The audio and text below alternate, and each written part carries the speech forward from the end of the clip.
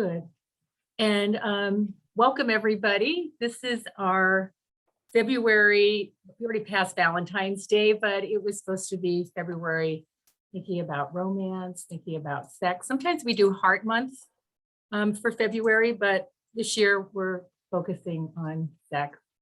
And it's sometimes a tough topic to talk about, so I'm going to give you some ways to approach it.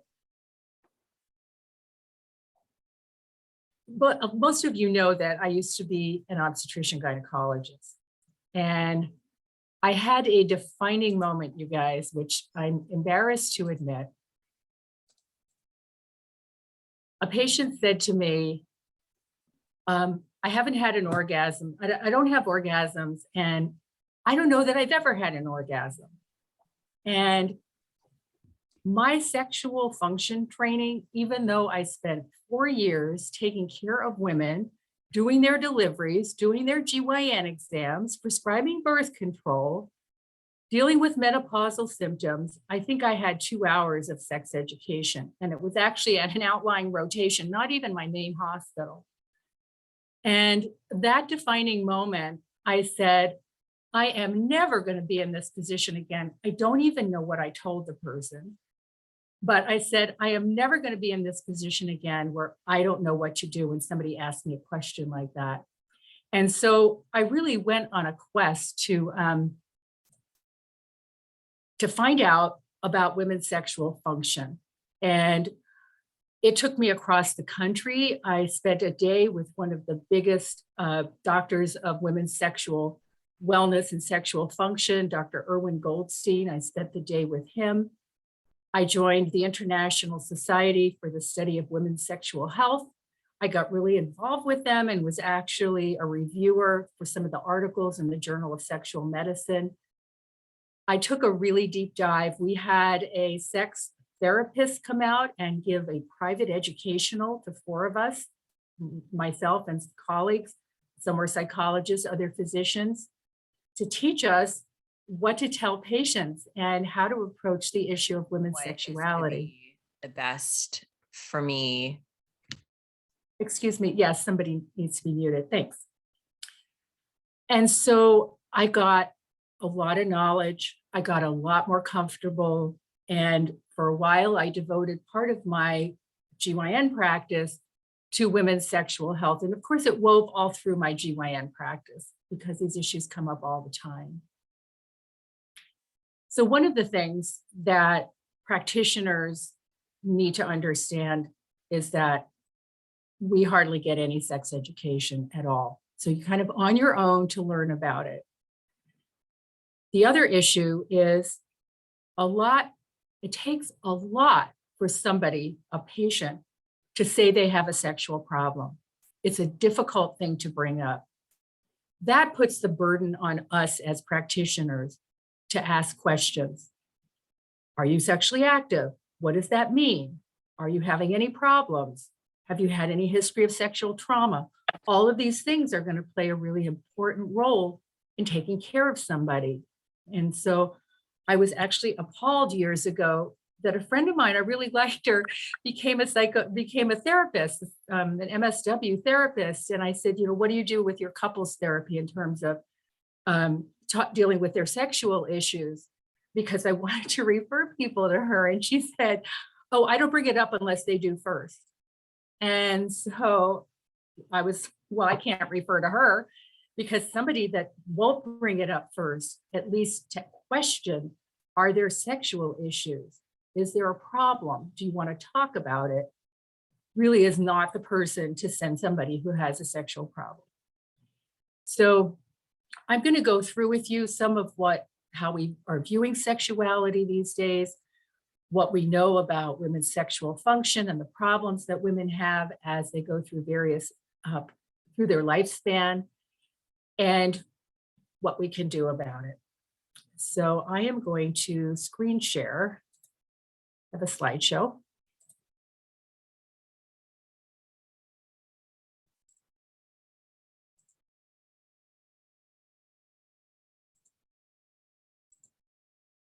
Here we go.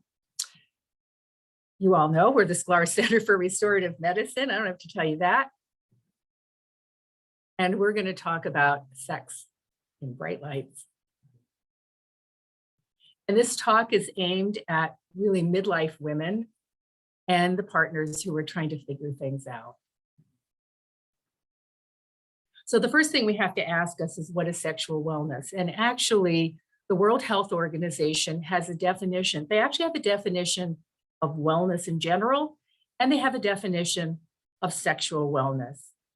And the same applies to both. It is a state of physical, emotional, mental, and social well-being.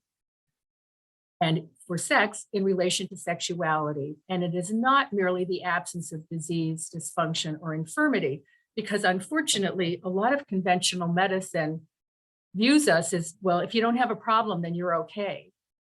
And all of what we're doing at the Sklar Center with functional and restorative medicine is it's not just being okay. You want to be optimized.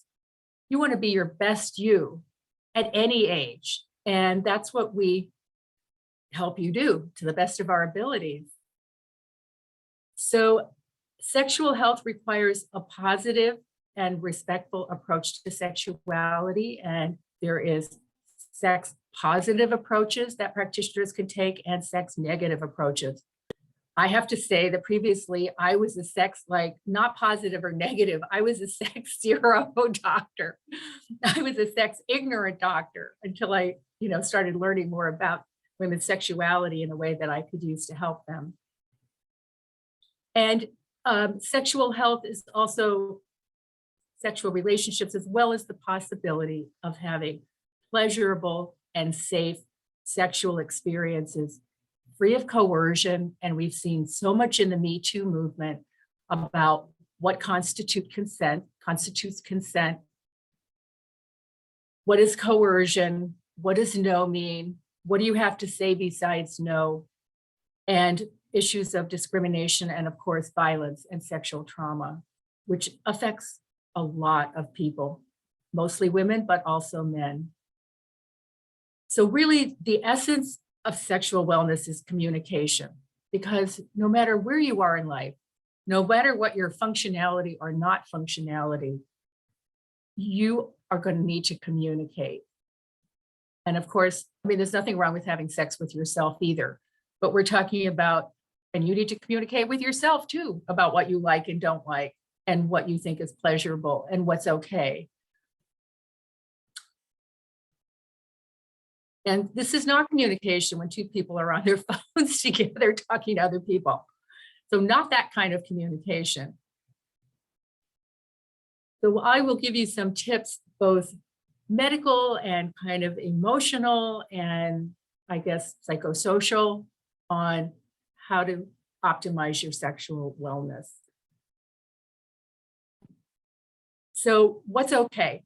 Viewing sex as a positive aspect of a person's existence. One of the issues that people have is that sex was not viewed as positive during their growing up. So they got messages about sex, that sex is dirty and sex should be hidden and sex should not be talked about. And so first is to acknowledge this is a positive aspect of our existence. This is an essential part of our existence, not just for reproduction, but for closeness, for blossoming, for our emotional well-being. And I'll give you some examples later about our physical well-being. Every aspect of it has to be acceptable, consensual, and does not create distress. So you may have agreed to something, but then you start to feel really uncomfortable, you're distressed. It needs to end. It needs to change. And what we're talking about is the actual act of sex, which has many forms, attachments to our partners or mates, affection, and most of all, intimacy. And there is a very expansive range of sexual and romantic relationships, including asexual, like I said, having sex with yourself, being in a monogamous relationship, or agreeing that you're not going to be monogamous. And part of the responsibility of us as clinicians is, even if that does not fit with our view of what's okay or normal, we have to suspend that in terms of dealing with patients and let this person in, dealing with patients and the people that we take care of, and mainly being sure that they're safe, consensual, and not distressed by what's going on. What's not okay is viewing sex as shameful or dangerous.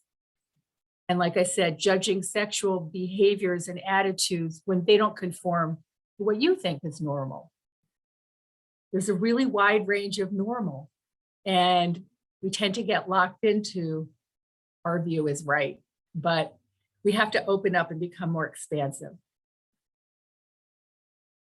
So there have been studies. It turns out 20% of Americans have engaged in consensual non-monogamy. So a couple is agreed they're going to see other people.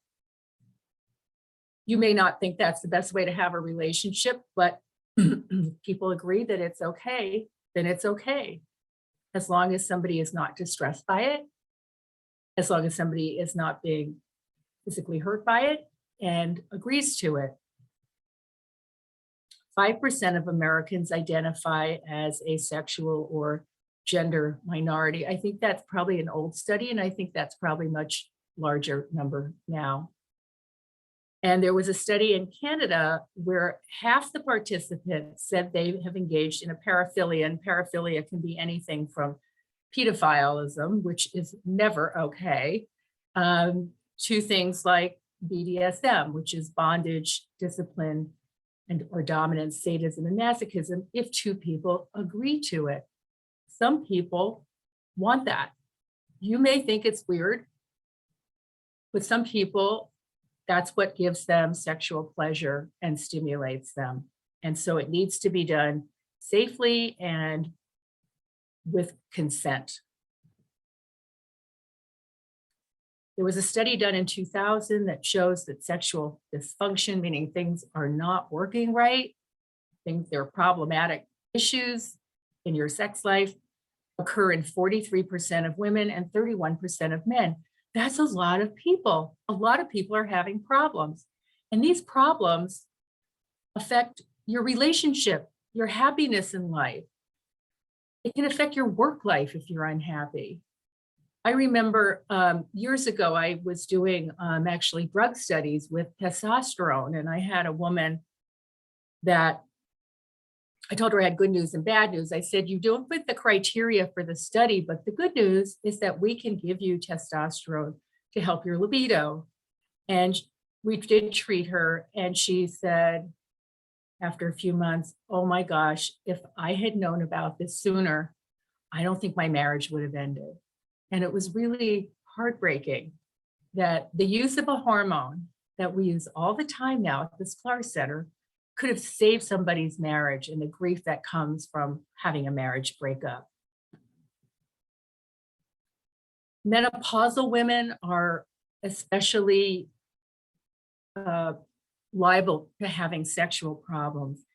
And so what's in this kind of chartreuse greenish yellow are women with sexual problems. Early menopause, so the average age of menopause is about age 50, 49 to 51. So this is in the first year of menopause, the mean age of the women in this study, and there were 430 some women in the study. After a year of menopause, 42% of them were having sexual function problems, and 58% were still doing okay. Fast forward 7 years, the mean age of this group is now 57, and 88% of them are having some problem.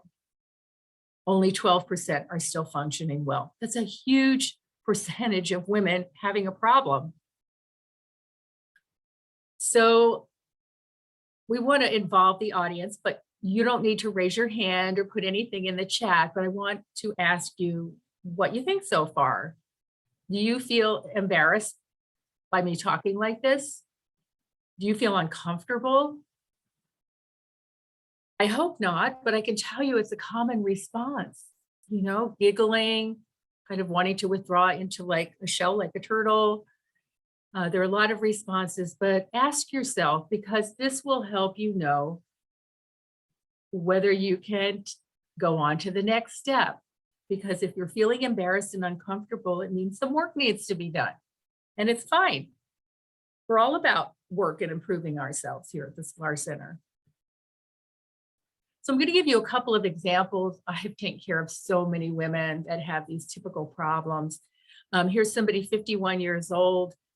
She's been in a really loving marriage for 25 years. And with menopause, women lose, well, first of all, testosterone levels are going down through life in men and women. And then with menopause, half of the testosterone that gets made by your ovaries abruptly stops. So boom, you're down by half. And for a lot of women, this creates problems in terms of their interest in sex. And even Suzanne Summers, I don't know if you've read any of her books, but she said, I'd rather have an ice cream cone than have sex. That was how I felt. Lust, like dead, which people call down there, which is like, we've got to talk about euphemisms. It's your vagina and your vulva and your clitoris feel dead, not down there. Anyhow, this is a story I've heard so many times where a male partner may still be interested, but the woman is just like,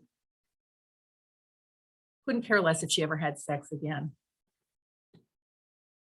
And then this is somebody who started her menopause transition 2 years ago. So remember what I told you.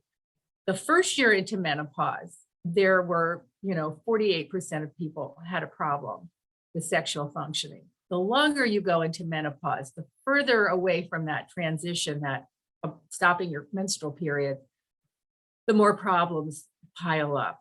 And some people do not want to be on hormones. And this woman decided she wanted the natural route, which worked out at first. I can tell you that the estrogen that was left from your ovulations and menstrual periods probably last about a year in terms of your vaginal linings being still moist and elastic and comfortable during penetration. But then after 2 years, things start to thin, the vaginal lining thins, the blood flow is decreased. And what happens is using lubricating jelly is great for feeling dry, but sometimes some women, even with using lubrication, sex feels like, I just read an example where a woman said she felt like a cactus was penetrating her. Or I've had women tell me it feels like sandpaper rubbing, really painful. And it makes you wonder if you can ever have penetration again. There's more to sex than penetration, but this is very fixable. And I've talked to so many women when I tell them, hey, this is easy to fix. And they go, really? Yeah. Estrogen cream, put around the vaginal opening. I give it 2 or 3 months. And generally, function is almost back to where you want it. So the common symptoms that happen to women through midlife, sometimes around postpartum, having had a baby, because one of the things that happens when you have a baby and you nurse the baby, you don't have periods. And not only don't you have periods, you don't have estrogen. Your estrogen levels are like a menopausal woman. And so if you're nursing 3, 6, 9 months, your vaginal linings can end up looking like those of a menopausal woman. Very thin, very painful to penetration or intercourse. Loss of desire, not being interested. Low arousal, meaning what happens during the sexual response is usually touching will start to stimulate the tissues of the small lips, the small vaginal lip called the labia minora, smaller, and the clitoris, and blood flows into the area, and the area becomes full of blood and what we call turgid or full. And it makes the nerves in that area much more sensitive. And so arousal and responsiveness is dependent on blood flow, among other things. And there are, of course, a lot of psychological and other aspects of it. But the things that happen with menopause are this lack of estrogen, lack of blood flow, linings that are thin and not elastic enough, and sometimes even split open and bleed. And like I mentioned, vaginal dryness and having pain. These are the things that happen in midlife women, and especially, like I said, with menopause. Decreased estrogen, testosterone goes down as life goes on, as the years go by. So does DHEA, and DHEA is an important hormone for libido or interest in sex. It converts into testosterone. We have DHEA creams to use vaginally for women who, for one reason or another, are not using estrogen creams. And DHEA works well to condition the vaginal opening, the linings inside the vagina, so that sex is not so painful. And then with these changes, there's decrease in the genital blood flow that I just told you about. What else happens as we age? All kinds of things that affect our blood vessels. This is true especially for men. So when men start having erectile dysfunction, it's not just a sexual issue. It can be a harbinger of plaque in the blood vessels, because you have to have good blood flow to have an erection. So any man with erectile dysfunction needs to be evaluated for their cardiovascular system, their blood vessels in other areas.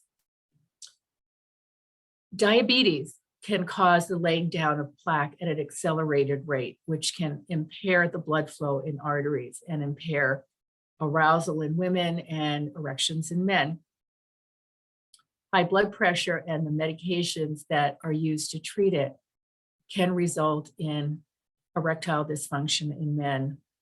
And the things that go along with cardiovascular disease and arterial disease, like high cholesterol and smoking, can affect the condition of your blood vessels. The other things that can happen are medications, like antidepressants, which especially the serotonin reuptake inhibitors, things like Zoloft and Prozac, inhibit orgasms by interfering with some of the neurotransmitter pathways. Surgery like a hysterectomy. Unfortunately, with hysterectomy, sometimes the nerves that innervate the cervix, the vagina, become damaged, and there is diminished sexual response and sexual feeling. For men with prostate surgery, this is huge. There's a tremendous incidence of erectile dysfunction following prostate surgery. And I really support a conservative approach to high PSA levels, prostate-specific antigen levels, which is followed by some urologists these days, because the effects of treatment for prostate surgery can be devastating. Erectile dysfunction and urinary incontinence. So you really have to be sure that whatever you have going on in your prostate really is worth and serious enough to require treatment. And I'm happy to offer referrals if anybody has questions about which doctors do conservative and careful, watchful waiting. The other thing a lot that happens with women, and I think it affects women more than men, is low self-esteem and poor body image. So gaining weight and feeling less attractive, getting older and feeling less attractive. Your partners may think you look great and sexy and wonderful, but if you don't feel it, it can certainly impact your desire to have sex if you don't feel desirable. So how do you know if you have a problem? Sometimes people don't really realize they have a problem. They have disagreements in their relationships. They're unhappy, but they haven't really pinpointed it. So some of the ways you can know if you have a problem that involves your sexual functioning is, number one, if sex doesn't feel good, and it used to. If you have pain during sex, if you have difficulty becoming excited, that has a number of components, all the way from desiring sex to the blood flow in the genital area to the nerve sensitivity, all the way to orgasm. How else do you know if you feel like you lack intimacy in your relationship? If you feel like if your relationship started out as a romantic relationship and now you're living as friends and didn't agree to it, there may be a problem. If you are not really talking, this happens to a lot of couples. You go to work, you both go to work, you come home, you're tired, you do what has to be done around the house, kids, whatever. Do you really sit down and talk to each other about how you feel? Do you really tell each other your innermost thoughts anymore? Or is it just basically, a functional relationship? If you're missing these things, then you have a problem. And female sexual dysfunction is very complicated and depends on a lot of different things. So you can look in the upper left-hand corner, there are the physical issues. And we've talked about a number of them, physiological and physical issues. There are psychological issues in the upper right-hand corner. Just being depressed makes you not want to have sex. If you have a history of sexual or physical abuse or trauma, alcohol or substance abuse can create sexual function problems, as well as just general stress in life and the self-esteem issues that I talked about. This bottom right-hand corner is sociocultural influences, and those are the things that I talked about that are super important. What were the messages about sex growing up?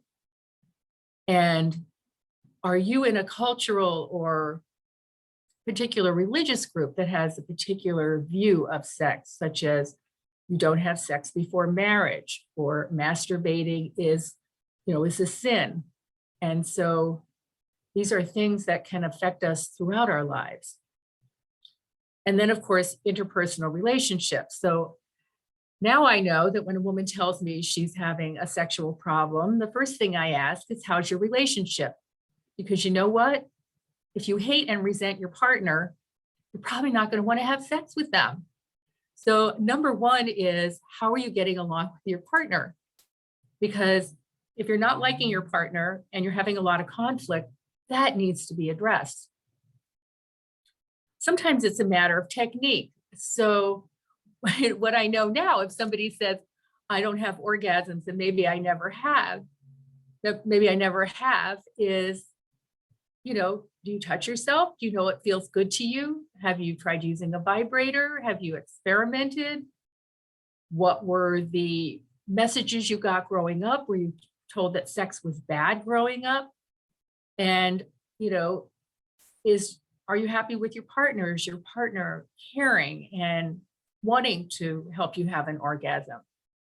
And some of it is education, which is most women don't have an orgasm during intercourse, and that is our expectation. And that is what society teaches us, and pornography teaches us, and TV shows teach us. It doesn't even have to be porn. The sex scenes on TV where people are, having intercourse and they both have orgasms. For a lot of people, it doesn't happen like that. Either a partner needs to stimulate your clitoris, or you need to stimulate your clitoris, and it may not happen while you're actually having intercourse. So for a lot of women, it's a big relief just to know that, because they thought something was wrong with them because they didn't have orgasms during penetration or during intercourse.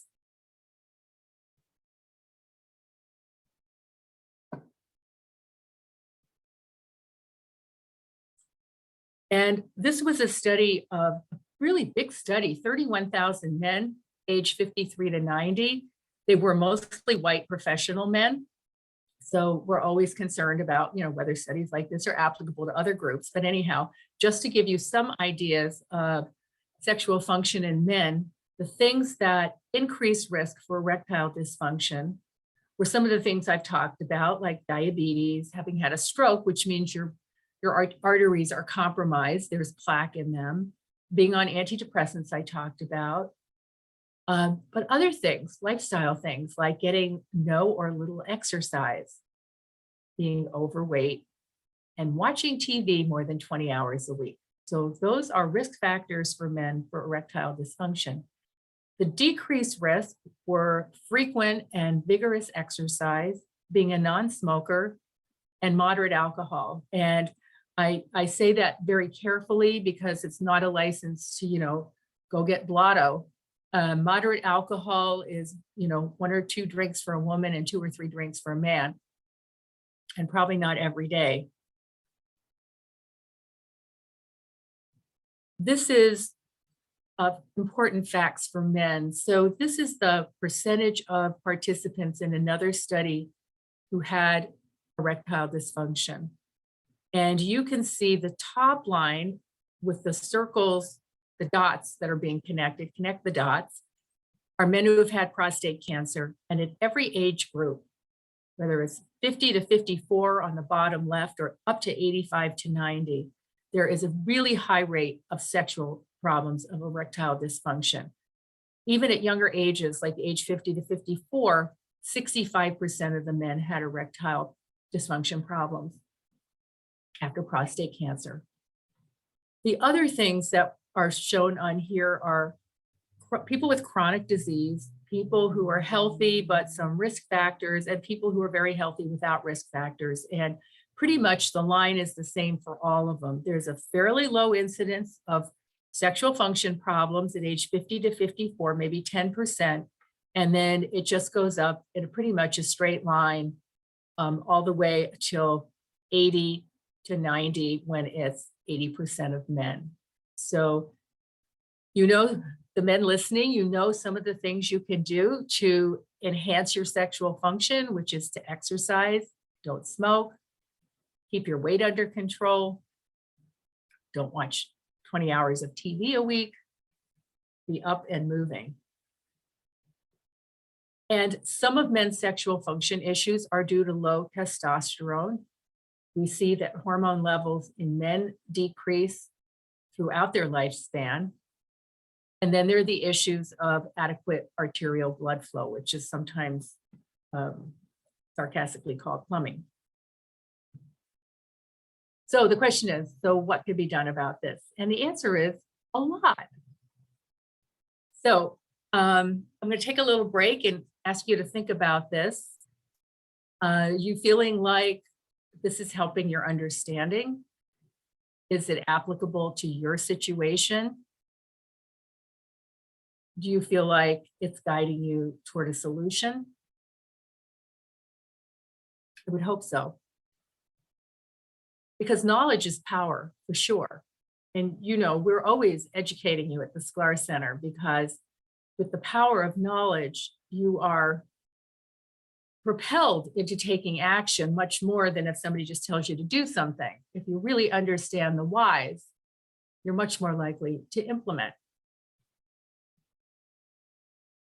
So what are some of the things that can be done? Well, there are some obvious things like decreasing dosages or changing medications if they are interfering with sexual function. There is hormone treatments for men and for women. The topic of this talk tonight is pretty much women, but all of these hormones, which I listed previously, play a role in our sexual function. Estrogen, testosterone, progesterone, and DHEA, the bioidentical hormones that we use as part of our regimens here at the Sklar Center. And there are also some herbal treatments, which in my experience work 50-50. Like some people, half the people, it makes no difference at all, but half the people notice a significant change. And maca is one of them, and maca is an herb that is known for helping energy, sex drive, and a whole variety of other things, especially in menopausal women. And there is a product called Libido Stim that's made by the company Designs for Health, and it has a number of various herbal components. And here's Libido Stim and maca, and something called Zestra, which is an herbal lubricant that has some studies that the company did that shows, in fact, it really does help with lubrication and sexual function. So these are non-hormonal approaches. There is So you want to be careful with your lubricants, just like any of your health and beauty aids. You don't want them to have parabens and phthalates and things that are bad for your body, because what you put in your vagina is like what you put on your skin anywhere in your body. It gets absorbed. And so Good Clean Love is a personal lubricant that has no harmful components to it. There's also something called Scream Cream that I found out about when I got into functional medicine. And it's basically a DHEA Venus. And it's a DHEA, small amount of estrogen and arginine. And arginine is a nutraceutical that dilates blood vessels. And so Scream Cream helps with improving blood flow to the genital area in women to help enhance sexual function and orgasms. So this is a talk that I started giving like 10 years ago or more. And back then, there were all these medications specifically for male sexual dysfunction. There's a Viagra and Cialis everybody knows about. There's Caverject that's an injection.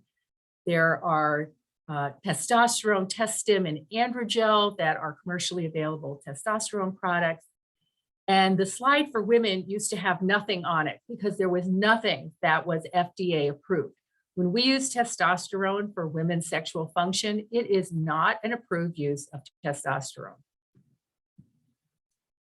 We're able to use things off-label. It's considered good practice, but I can tell you nobody has gone for an FDA approval for testosterone for women because there's just not enough money in it. So they did come up with these FDA approved medications in the last few years. And one is called Addyi. And you have to take it every day. And it costs $543 a month. And the studies with it showed in the drug studies, they have a placebo group who got something but didn't really have the active drug in it, and the Addyi group that took the Addyi. And they found that for $543 a month, women on Addyi had one more satisfying sexual encounter per month. So if that's worth $543, well, okay. The other one that came out, and these are all both for premenopausal women, not shown to be effective in postmenopausal women. The other one is Vyleesi, bremelanotide, and it's an injection that you give yourself when you want to have sex so that you feel in the mood. And it's only $774 per injection. And it has a few side effects like nausea, dizziness. So, are like, you going to be in good enough shape to even have sex after you have this injection? So you can see what extremes drug companies have gone to try to come up with solutions for women. And really so much of it is in the slide I showed you in bioidentical hormones and herbal treatment. So there are a lot of alternatives for sex. You can have sex with yourself. Vibrators could be a great addition, and people can experiment. There's a sex shop on 2nd Street, and the people in there are really professional and will help you out, try to pick what might work for you. And so if you want to expand your sexual repertoire, you might want to think about vibrators. There was an article in the New York Times, it was a couple of weeks ago, called Sex Over 70. And they interviewed a number of couples of all sexual, heterosexual, homosexual, a whole variety of sexual, dispositions, and wrote a really quite comprehensive article. That is the first article I've seen in the mainstream press that talks about sex over 70. And they talked about the issues people have, the disabilities or difficulties people have because of health problems, how people overcome that, what couples do about it. And really, the upshot of the article was actually really inspiring, because basically people found more peace of mind, more sexual satisfaction, and more happiness, which we know happens later in life. That has been shown in a number of studies as they got older. I also heard a really good talk put on by a local sex therapist, and she mentioned this. It's an organization, and they put out an ebook called Pleasure Able Device Manual that has tremendous guidance about how to have sex in general and all kinds of devices. Everything from, if you can't really use your hands, things to strap onto your arms so that you can hold devices, to people who are in wheelchairs and various kinds of swinging chairs they can be in so that they can have sexual intercourse and go back and forth. It was just chock full of great information, and we can send you a link to the download. I was really impressed with it. So the other issue that I mentioned before is that if you're angry and resentful at your partner, you are not going to want to have sex. So that has got to get cleared up. The other thing is that people use their bedrooms as a Super Bowl party, especially since the pandemic, our work area, and who knows what else. So you really want to set up your love nest where you have, it can be candles, a romantic light, some music, but something that takes you away from the humdrum every day of your life and creates a special environment and sets the stage. And people hate it when I say this one, but I say schedule time for sex. They go, oh, that is so unromantic. But you know what? If you're busy and your partner's busy and you're at work all day, and then you have all kinds of responsibilities, and then you come home exhausted, and it repeats itself over the weekend because there are other responsibilities over the weekend, your sex is going to get squeezed out of the picture. And you schedule everything else. Don't you schedule your meetings at work and, your lunch with the mother-in-law and take the kids to soccer? And you need to schedule this. You need to plan it. Maybe a date night. If you have responsibilities, caretaking a parent or children, maybe somebody can take over for you for a couple of hours and let you have a scheduled time for romance. So what's sexual wellness? It is really the fulfillment of basic needs for intimacy, pleasure, and love. Basic human need.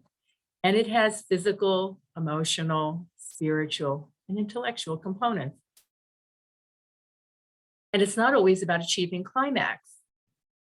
Some people feel like failures if they don't have orgasms.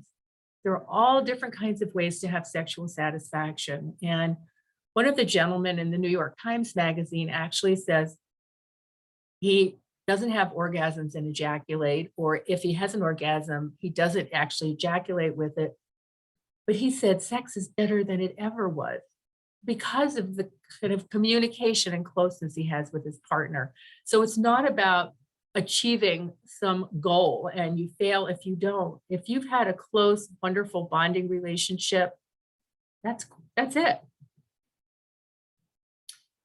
And for some, especially as we get older or as our physical body changes through illness or accidents or aging, it may mean coming to an understanding with your partner that sex is going to be different than it used to be. It may mean lying next to each other and cuddling. That's great. And I've had couples tell me that, well, I hear from the woman because she's the one that's the patient, of they have a great sex life and they cuddle. So you have to change your expectations of what the media shows you or what you might have learned, in college or wherever you got your sex education, which most of us didn't really get sex education, but to change your ideas about what sex is. And sex has wonderful positive impacts on our lives in terms of boosting our self-esteem, creating closer emotional relationships with our partner, and actually studies have shown improved physical and psychological health. Our immune system's stronger, our cognition is stronger. In women, our cardiovascular system is healthier. The risk of prostate cancer is decreased. It improves sleep, reduces stress, and creates that intimacy that I think is a basic human craving. So, how to find a healthcare provider who can help. This is from a survey of actually the Medical Students Organization did this survey of medical schools and found out that 85% of medical students get less than 5 hours of training about sexual health and education. And I must say, even in an OBGYN, we didn't have anything in medical school, and even in OBGYN, where you're dealing with women's reproductive organs and sexual organs, we got virtually nothing. So you want to find a doctor or a therapist who's experienced with sexual problems, number one. How to get the most out of your appointment. So you really want to plan this, because and what happens is you're hesitant to talk about it because it's uncomfortable. You go have your visit, your annual GYN exam, and the doctor's wrapping up and saying, well, here's your thing for your mammogram, here's your paper for your mammogram, and you'll check out at the front desk. And then you go, oh, can I just ask you one more thing? And it's what we call in medicine an oh, by the way. It's not a good way to ask about sexual function problems.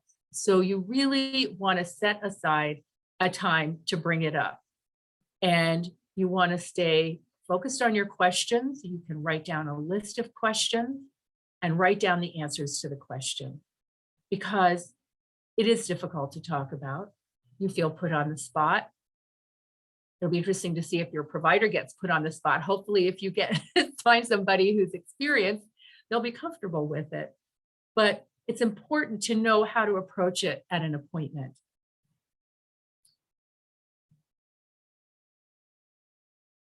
And what else to ask about?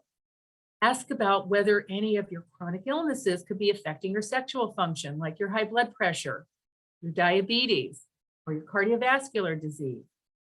Asking about medications, could they be playing a role in sexual function problems? And always, if you're looking at surgery, ask how this will affect sexual function. And always get a second opinion. So this is the last of our audience surveys. Do you feel like you have a better idea now about how to approach talking about sex? And did this presentation give you the courage to start the conversation? I hope so. I also have a book called Difficult Conversations. Actually, I should have put it in here. It's a really good book. I recommend it. So what it comes down to, really, the essence of sexual wellness is communication. Communicating about what makes you feel good. Communicating about what you don't want. Communicating about how the other person feels. And I have a gratitude exercise, and we have a handout to give you that gives you kind of a synopsis of what I just talked about how to talk about sex. But this is a great gratitude exercise. And if you have a partner, you can do it with your partner. And if you don't, you can do it with yourself. So you want to set aside some time, and it doesn't have to be long. It could be like 10 minutes. And you're going to sit face to face, looking into the eyes of your partner. And you're each going to take turns. What went well during your day? You're each going to say what went well. Then you're going to look your partner in the eyes and tell them what you're grateful for in them. And then the last thing is you're going to take a paper and pen and take turns writing down what each of you wants. And this is a fabulous exercise that is almost surely bound to start opening up conversation and communication. So that is the end of the talk, and I will leave the, if you would like to get a handout, a copy of How to Talk About Sex with the gratitude exercise at the bottom, right handout. If you want to get on our email list and aren't, write list. And if you would like to have a consult with us, write consult and put your name, phone number, and email and text it to 562-280-2191. And I see there are a lot of messages in the chat, and let's start working on them. Let's see here. Yeah, so you don't want to put handout in the chat. You want to text it to me at 562-280-2191. And let's see. So yeah, so one of our listeners, and you put it out to everyone. Yes. Lisa, thank you for posting that. That was really courageous to put that down, that you're not embarrassed, but still aware of the shame that impacts your relationship with sex and sexuality. And a Catholic home, that kind of background makes it difficult for you. Absolutely. And let's see, Shelling, you can relate to Sally. Well, lots of people can relate to Sally, and hopefully you've learned something that you can do about it. And Yvonne, yes, Yvonne, I saw that you came in late, and yes, we recorded this and it will get posted on YouTube.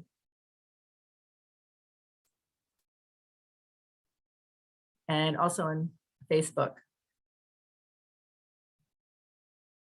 Let's see, thank you for naming that. I did think something was wrong with me and relieved to hear you say that. Yes, yes to helping my understanding and good advice. That's great. Yes, and yeah, so there is a commercially available cream called Julva, Julva, that has DHEA in it. It also has some various herbs in it. So people can either get Julva online, or we have a compounding pharmacy make it up, and we can control the components that are in it. Well, this is great, Diane. The information you're providing is very helpful in giving you tips for discussion with your husband. That right there, man, it was all worthwhile preparing this talk. I am so glad. So yeah, so Nancy, what to do if your partner does stimulate your clitoris, but you have the feeling like you have atrophy? And so that has a couple of reasons. So one is that you may be lacking the effect of estrogen around the clitoris, because the clitoris, your urethra, the small lips are all under estrogen control. And estrogen affects the elasticity, the moisture, and the blood flow. The other thing that is in that area are nerves. And we always think of testosterone in men, but women have nerves around their clitoris and small lips that are sensitive to testosterone. And so we have our testosterone cream made up. Our compounding pharmacy puts it in a very inert base that's basically whipped up olive oil, so very non-irritating.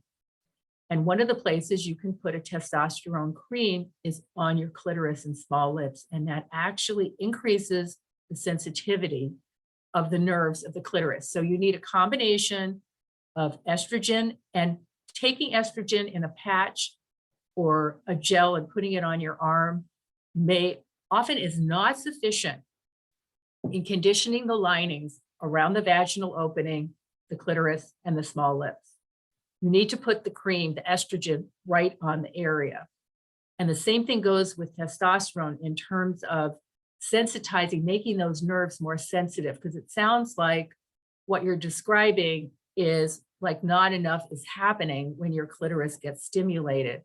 And testosterone can help those nerves become more sensitive.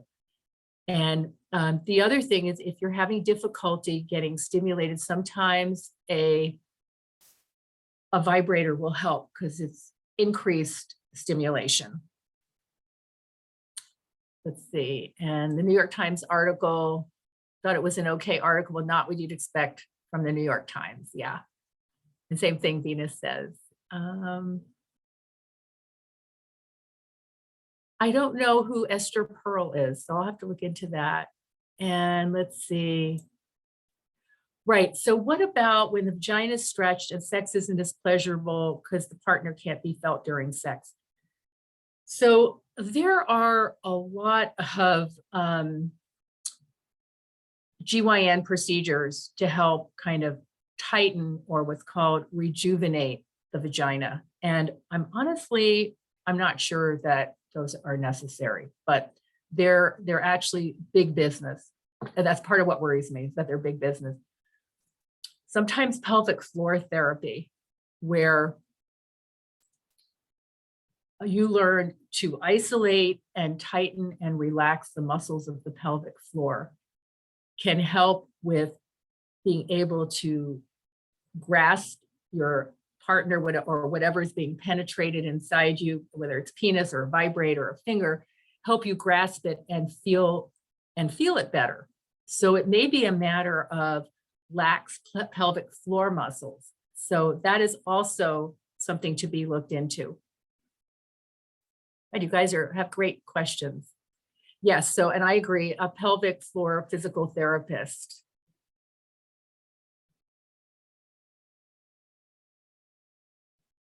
What you named, most women do not have orgasms through intercourse. Thank you for saying that. Yep. I know, we feel like failures because it's like, what's wrong with me? Like, I'm supposed to be doing this. This is what they show in the movies. This is what they show on TV now. And why isn't it happening?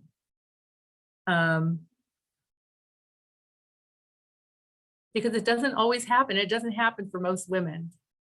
Oh my goodness. So you got the text reply for burning mouth. That was a glitch on my part, but we will still get, so if you text us to this number, you're going to get an auto reply about burning mouth. I'm so sorry, I did not change it. And so, but if you text us, we will still get your message and know what you want. Just know that it's the wrong auto reply. So I will go in and change it when we're done, but that's why that's happening. But we'll still get it and we'll still send you the information. As far as what percentage of testosterone in a topical cream,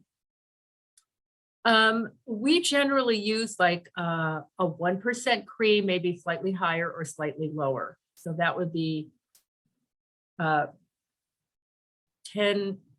milligrams and 100 grams. Yeah, right. A 1% cream. And sometimes more. Right. So estrase cream and testosterone gels helped a lot. Right. I'm sure.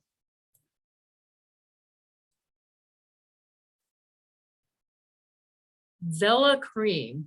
Let me look that up. I have not heard of it.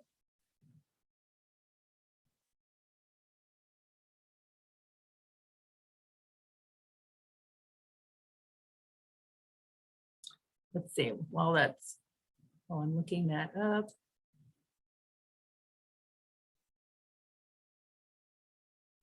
Yeah, pelvic sanity, they're very good. That's a pelvic floor therapy in Orange County.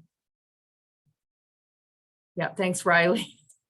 You don't have to text again. We'll get your message. I'm just so sorry that we had the wrong text message.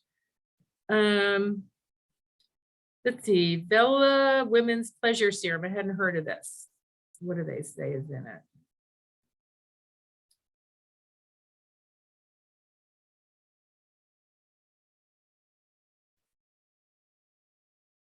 It has, see what's in it. Oh, CBD.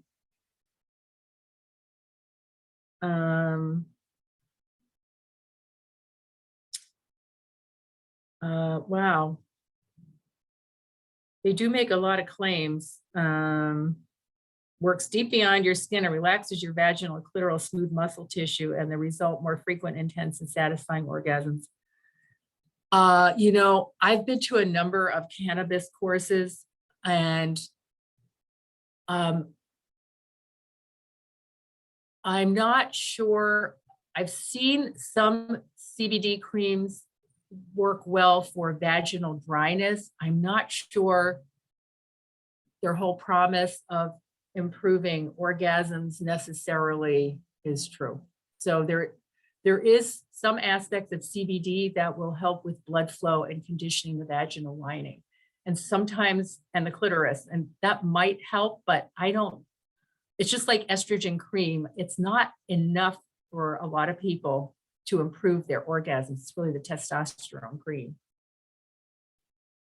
Let's see, the topical testosterone. We are usually using 10 milligrams per gram. So it would be 10 grams in 100. Yeah, about a 1% solution. Thank you. Welcome. Any other questions?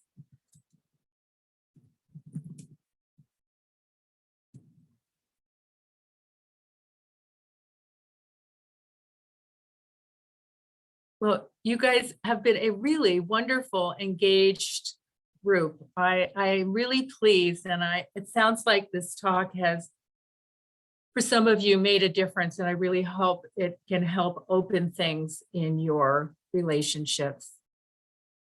And I really appreciate your all attending. Thank you so much. And let's see, is there more in the chat?